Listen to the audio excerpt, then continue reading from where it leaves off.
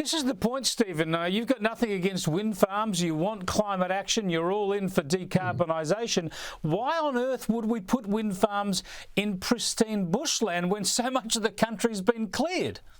Yeah, and that's why I said, look, I'm very dismayed at what this state government's response has been. They've actually abrogated their entire responsibility. The only industry in Queensland that is exempt from the Vegetation Management Act and the Nature Conservation Act is the wind industry. And look, I've campaigned for 30 years for tighter controls on land clearing. We finally got the Vegetation Management Act passed by the government to try to stop broad-scale land clearing in remnant vegetation.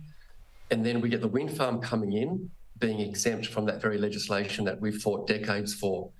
So, so it's really, I can't believe the state of affairs in Queensland in terms of land clearing for wind energy in particular.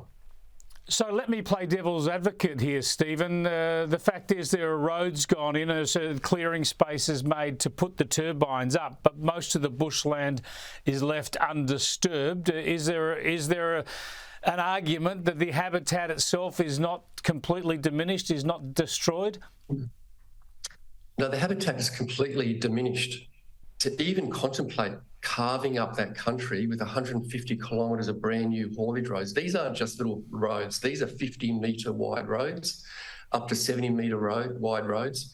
And you have to remember these wind turbines go on top of a hill, so there's huge amounts of civil engineering getting these big pieces of infrastructure to these mountaintops, rock pavements, hilltops. So there's a tremendous amount of damage being done to the landscape. Stephen, you talk about companies looking to find the cheapest options closest to transmission lines. We understand that. But do you get the sense also that in choosing these wilderness areas, they're actually deliberately avoiding the cleared, settled areas because that way they might get less resistance from landholders who don't want to look out and see windmills in their areas? Yeah, and that's right. So what we're trying to say to the state is actually come up with a plan. Don't leave it up to big industry to cherry pick where they want to go. That means having a master plan for the state of Queensland that has areas that are no-go zones. So places of cultural significance, places of high biodiversity, they're all no-go zones, and the balance of areas, and there's vast areas that are cleared, degraded, that are still okay for the rollout of renewable. It just makes sense to have something like those sorts of controls. Are you surprised that there's not more resistance, not more opposition to this? I mean, if this were a mining company, I would have thought there'd be people marching in the streets, but this seems to be going on without a lot of public attention. That's right. And I think a lot of people have this romantic notion that the wind industry or renewables in general is a clean and green industry. And the wind industry is completely diametrically opposite to that. It's a very brutal industry on the landscape. So people see wind turbines in rolling sheep fields of Scotland or Scandinavia, but when you move that industry into Australian bushland, it's actually quite a brutal industry in terms of land clearing and civil earthworks.